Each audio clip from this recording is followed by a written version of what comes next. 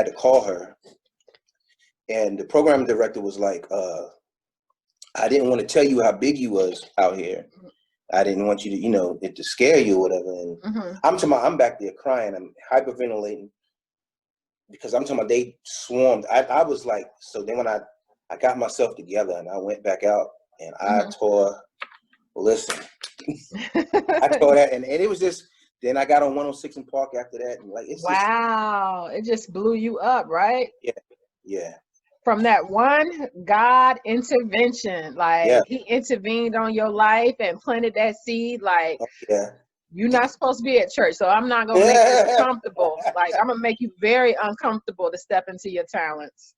Yeah, so, I can't escape that song, man, like at all. Like it just people, they ask me to sing it at their weddings now and stuff like that. So that's awesome. That's fantastic. So you're like from the bottom to the top, right? Yes. Yes. So who were your musical influences? You do sound like Sam Cooke. Seriously. Yes. One of them. Michael Jackson, of course. New Edition, Bobby Brown, Mint Condition. A little of that too. Yeah. So I have like kind of all of that in me. Okay. Yeah. All right. So let's talk about your latest project, Somebody to Love. What inspired that piece? Well, it's basically it's off my album Kevin Nelson. My name is Jus K. It's just Kevin, but my name is Kevin Nelson, and I wanted people to get a little bit of who I am because I haven't put an album out in years. Right. So I just wanted to, the lead single off the album was Jealous. But then the COVID-19 happened because we had a whole campaign about to go for the song. But when COVID-19 hit, that stopped that. So Somebody to Love was just like a hot song, man. Like what made me write it was like we all need somebody to love. We friends with benefits is okay. I need me a real one that's here to stay. Like it's like, we go to the club, we're looking for love there. People find love in Walmart. People find love in Food Lion. Right. We're gonna leave that at Walmart. I know. It's just all of that. So, that's really a lot of my songs. I'm really talking about myself. You know what I mean? What I usually do is I tap into things that I went through, things that I've been through, and I relive it. You know what I'm saying? Like I tap back into that stuff. I got so much to write and talk about, like, musically, it's unbelievable. Wow. And time is going in time that's going to happen. But, Somebody to Love is just, sometimes you just don't feel appreciated. Sometimes you want somebody, to tell you that they love you, that they care. And, some days you just get up on the wrong side of bed, you just want somebody to love. Genuine. I want to give you my love. Yeah. Right. Okay. So, what do you think about R&B today, since that is your genre? Well, R&B is really not my genre. What is your genre? I rap, I sing. I saw a little bit of that. So you're so what is your, like, you just R&B, rap, hip hop? I call it raw R&B. I call it brick music. Okay. So, you know what I mean? I call it brick music. That's that hard music, raw R&B, straight to the point. I don't know if you ever saw my video, Always Shitting on Me. I saw all y'all on the toilets. So, so you get what I'm saying? Like, but it's real though. You can't deny that. Right. Well, you remember I told you I caught that performance and you put a whole toilet on stage. And I'm like, okay, so I'm gonna try to figure out, I'm gonna see where this gonna go. But that was real. Like, I heard somebody arguing and he's like, yo, she always shitting on me. I'm gonna shit on her back. I was like, wow. I never thought about and I was telling people my ideas, that's another thing you can't do because that'll stall you. Right. God has something for you. Or, I don't care what it is. When it's put in you to do it, just do it. Because it took me, I was so scared of doing that song because I told my manager at the time, he said, "Oh, that's stupid. That's the dumbest thing. You're gonna be singing with toilets." Because I'm like, yeah, it's an analogy. It's like, well, that was creative. Yeah. You know, but that's really what it looked like. You know, so it's just, and it kind of like, and then I just said, you know what, I'm gonna have fun and just do it, and I did it, and I put it out, and I mean, it just was. Boom, you had a wide response. Yeah. I was performing and people were singing, and I was like, I didn't know y'all knew this song. Like, you know, it was on, because you don't be, you know, but you can really blow up on the internet. Right. Well, yeah, nobody knew that when it was MySpace, though. Now, did we? Yep. Nope. That's exactly where it happened. All right, MySpace. So the thing about that song is, when I saw the performance, and I was like, well, okay, he putting toilets out here. Let me see where this is going to go, because this is different.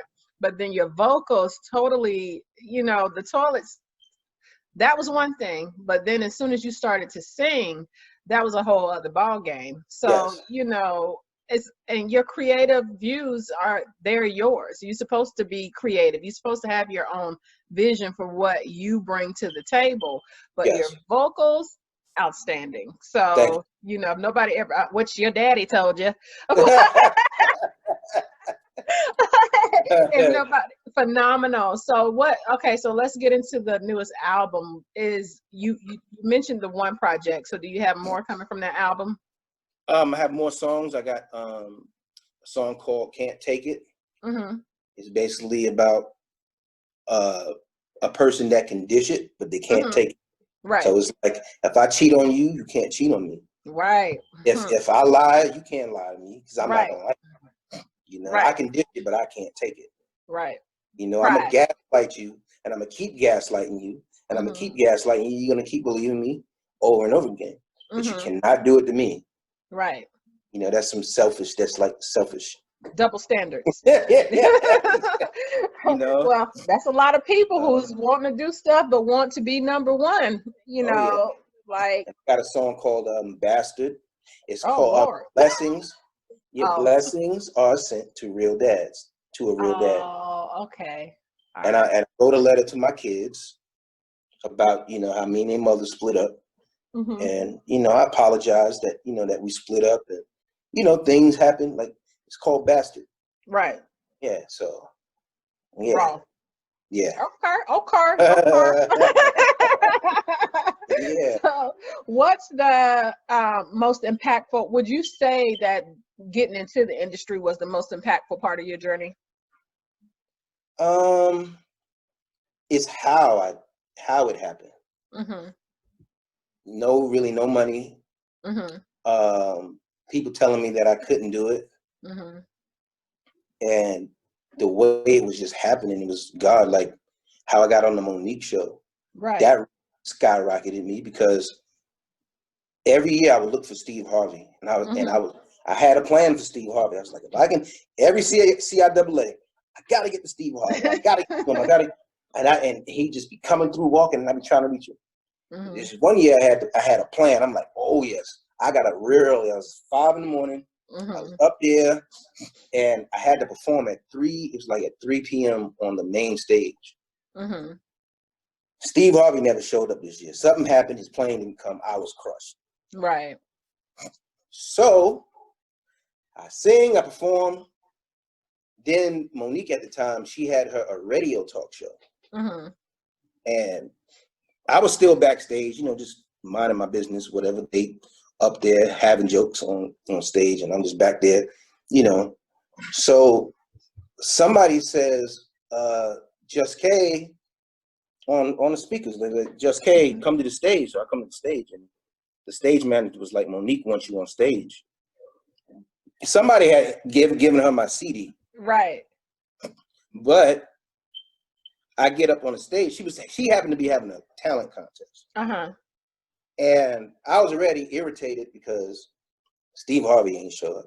Right. Like I was like at the wit's end. Like it was no more. Like I wouldn't be able to take no more. Right.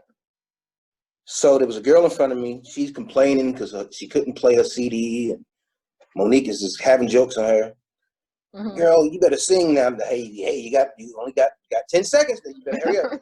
So she ended up, her CD didn't work, so she moved to the side. So Monique said, Jus K, what you gonna do for us? And something snapped in me. I was like, well, I said, look, Monique, I said, in other words, this is the only time I'm gonna get to see you. Right. And I was just like, if I sound good, can I go on tour with you? Right. She was like, boy, what? If you sound good, you haven't even hit a note yet. And I looked at the crowd. I did like this. I said, if I sound good, and the crowd was like, oh, they going crazy. So I hit Sam Cooke, A Change Is Gonna Come, and everybody went bananas. Monique told me to stand to the side. Yeah, stand over there. So she gave me her lawyer's number and everything, but she ended up losing her talk show, but ended up gaining her a TV show. Right. And the lawyer kept giving me the runaround. And so finally her TV show came on. And the hustler that I am, I happened to see the producers of the show. And I saw one of the emails that the lawyer had sent. Her husband's name was in the email. Wow. So I started emailing the husband.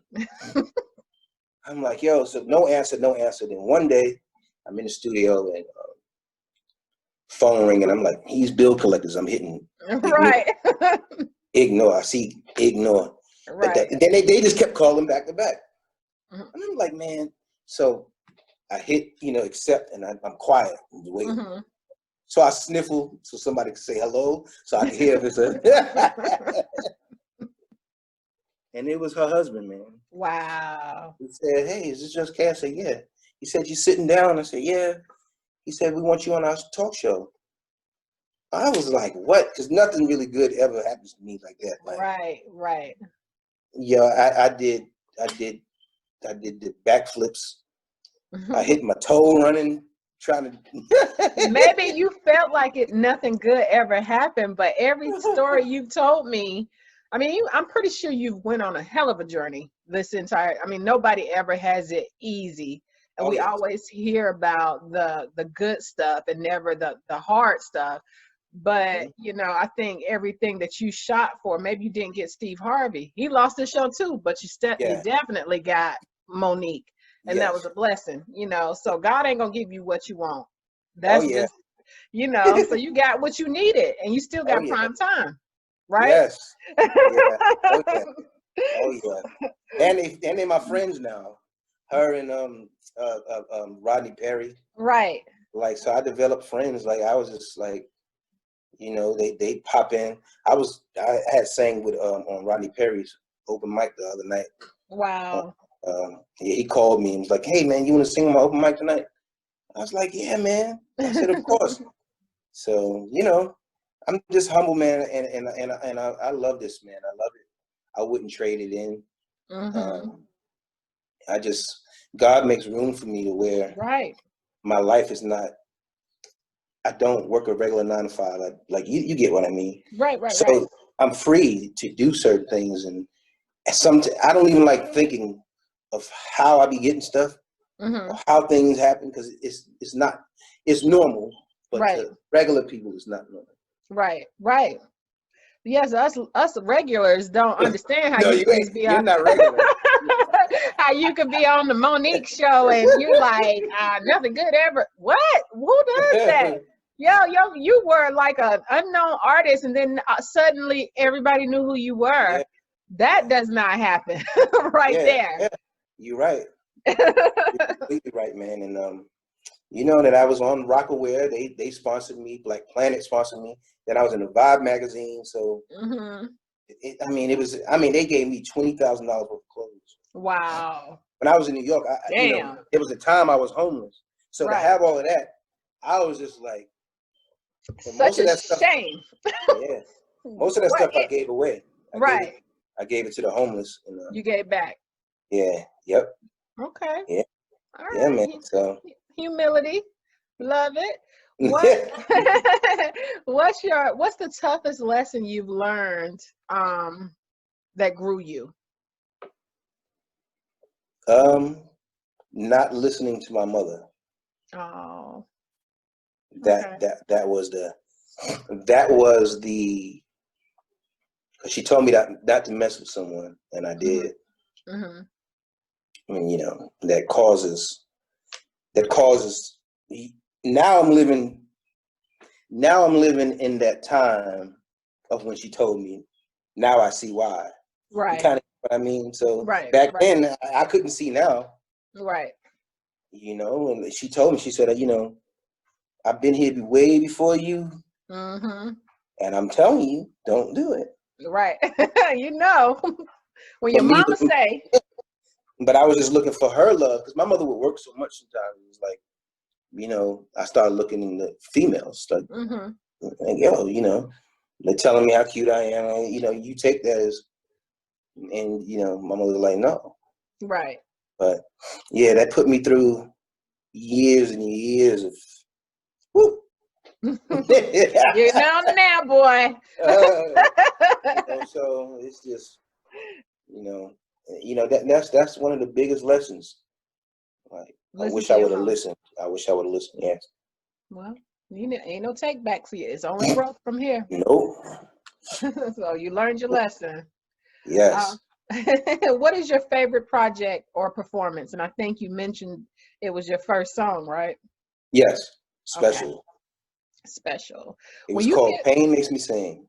Pain. It does. It does. All Sam Cookish. When you hear this word, tell me how it applies to you and your music. Unstoppable. Oh God. I like those stunner questions. That's just me all the way. I'm unstoppable. You know, God is unstoppable. Facts. Even if when you leave here and you leave stuff behind, it can't stop you. Right. Your legacy is still here. Your legacy is still here. So that's what legacy. There you go. Legacy. Yes. Okay. Boing. What does success mean to you? Success is helping others, getting the job done. That's what it means to me. Getting the job done, helping others, and showing others how to make their life easier. Okay. You know, giving back and helping. All that jazz. Yeah. How is the support? And I think just listening to you, it seems like it's fairly good, but I'm going to ask anyway. How is the support here in Charlotte? I feel like I capped out here in Charlotte. Because you've been here for. Yeah, and the goal is now go. Because, you know, like I say, after my mom passed in 2014, it put a wrench in me mentally, you know, everything. So now I'm ready again. And then COVID happened. Right. But Charlotte now, like, it just feels like everybody's performing for a bunch of artists and not a crowd. Right. Not people that love music. So if you go to any performances, there's artists performing for other artists. So it's hard to sell your music because either they're like, well, I'm trying to sell my music too.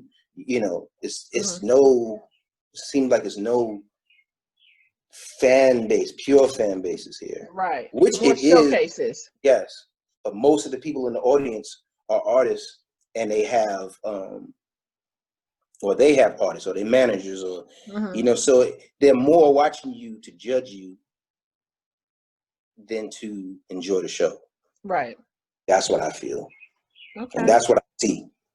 You know. So I'm getting ready to backtrack for a second. Okay. You said that you did not have vocal lessons. Have you had it since you started out at all? No. Okay. Never. So I think my training came from singing on the trains in New York. Because you had to sing over. Because, you know, I don't know if you've ever been in New York in the subway. Oh yeah.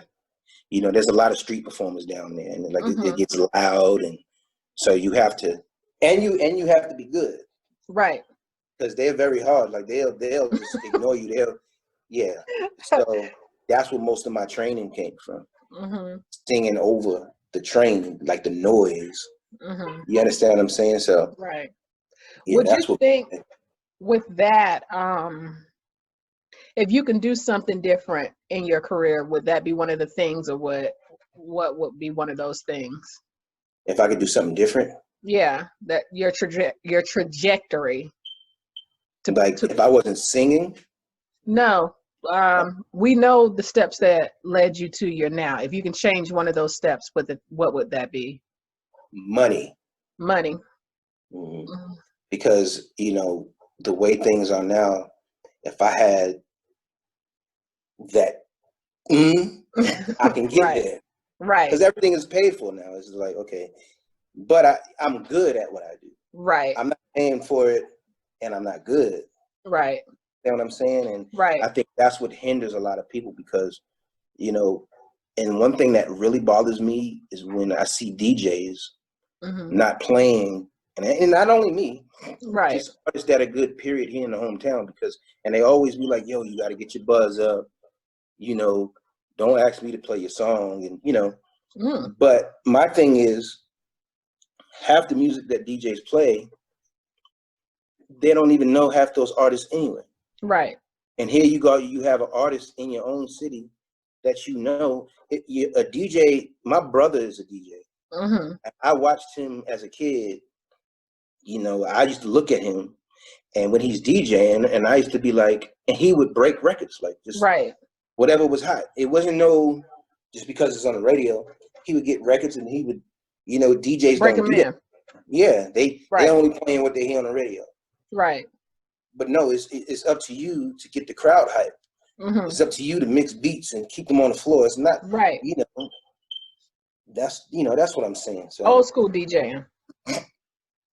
Yeah, nowadays they don't. I don't know. They just it just boggles me.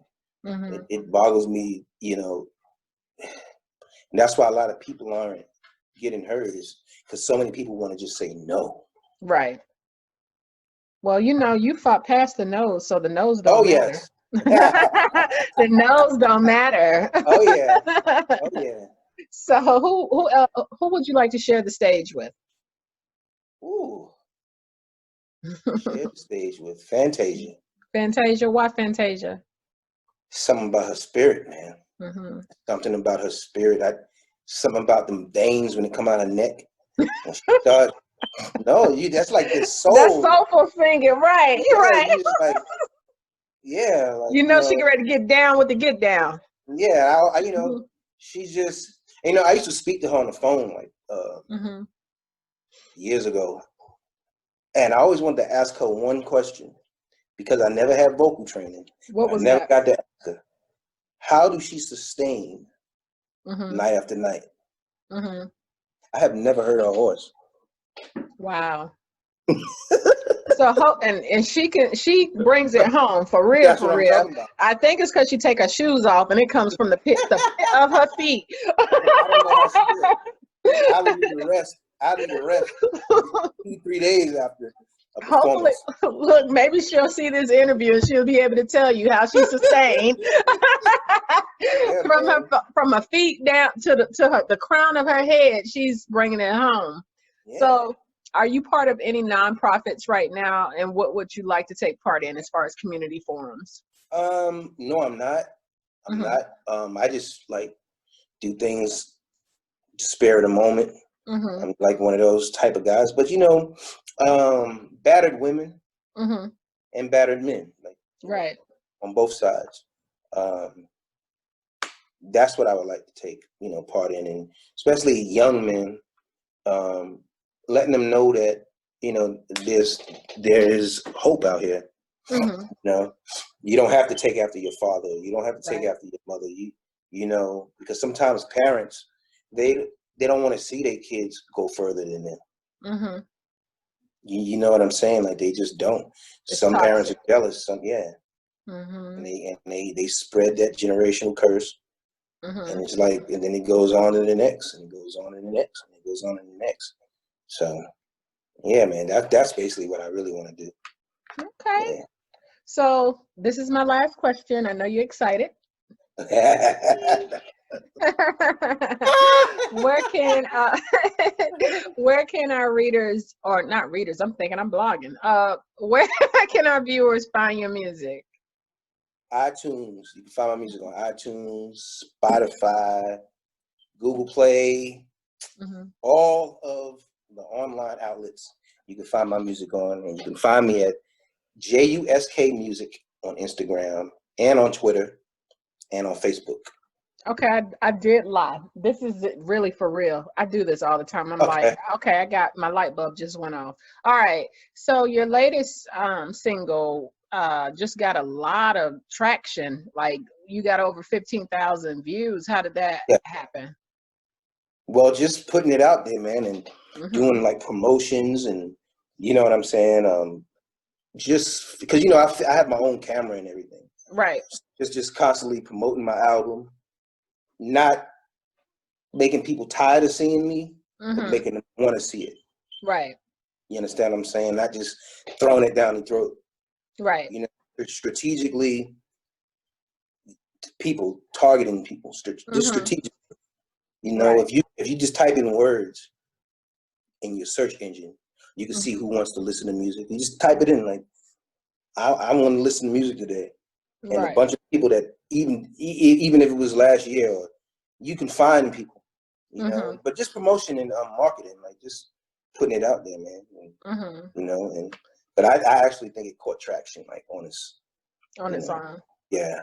Because the song is like somebody to love. It's just, and it reminds you of something. It reminds you of like it's something that feels good. You know? Yeah, it definitely do. It definitely have that feel. Right. It's definitely a springish anthem, you know, because when you think about that, people always associate love with winter, cuddling, and things like that. But it's like, no. When you think about love, that's happy, that's frolicking, that's colorful. That's just not a one cold thing. You know what I'm saying? So, and that's big ups to you. As an artist for getting it out there like that and not cheating. No. You know what I'm saying? I want I don't believe in that. I want it to be real. Right. Because a lot of artists do that and then it's not real. How do you even live with yourself? Well, and then people know. Yeah. Like who's responding to you in real life? Yeah. So. And there are fans that I had on, because MySpace, that's really why I blew up. MySpace. And, yes. And something happened on Facebook that nobody could find me because Facebook tricked me one day. What? Yeah, listen, I'll tell you. So I had the page that you see me on now. Said Jus K. Right. One day, Facebook kept sending me a message talking about saying it wasn't you. Yeah, well, to prove it's you, put your name here. But I kept skipping it. Then one day I put my name there, and I hit enter, and then my page says Kevin Nelson. I'm like, wait a minute. And I can't change it. It said you can change in 90 days. That's been 3-4 years ago. Yeah, a lot of people got hot over that. People who kept, like, I think my name was Arthur T. Blake at one time. Yeah, but Facebook, yeah. So then I made the Jus K music page. Right. And this is what really, another thing that happened. I had 20,000 subscribers on YouTube. And when I went on the Monique Show, I reposted her show. And YouTube deleted my account. Oh man! At that time, it was third-party infringement. Right. Now you deleted my account. Now and you can followers do it. Gone. Yeah, but now you can post stuff like that. So you deleted my page for no reason. Right. Well, you know, I'm talking about I had some good stuff on there, man, and it took me years to get it to that, man, and you know that too discouraged me. I'm starting over with my channel. Still been up for years, but the work that I put in to well, you know, God don't want you to get comfortable. God wants you kind of like, he's like, listen, are you going to be angry if I take this away from you? Because it's very minute to what I can give you. So are you going to get angry with this? You like, God, dog. Okay, I changed my name and the channel. Whatever, God. Okay, let's do it. Oh, yeah. And it's growing. It's starting to grow again, man. And it's, you know, and I'm just loving it, man. You know, I'm liking music again. I'm enjoying myself.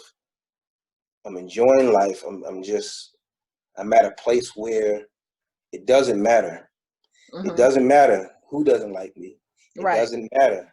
What matters is who's listening. I don't believe that. Yes, there are haters, but I'm not going to concentrate on that. Right. People concentrate on their haters too much, and they miss the people that are supporting them. Right. Facts. So, Jus K. That's what you So why don't you hit us with that doggone social media handle and your new YouTube page? Oh yeah, everything is at Jus K Music. YouTube.com/Jus K Music, Instagram /Jus K Music, Kevin Nelson on Facebook, and Jus K Music 1234 is my music page for Facebook. There better not be no Black Planet link right there. No. Like... And you know what? I have about 500,000 friends in Black Planet. Black Planet, right. Yeah. That, like, I was on there, but that thing had me scared straight, and I'm like, no. No, hard pass, people. But so thank you so much. Definitely a joy. I appreciate you. Of course. I definitely appreciate you. You already know.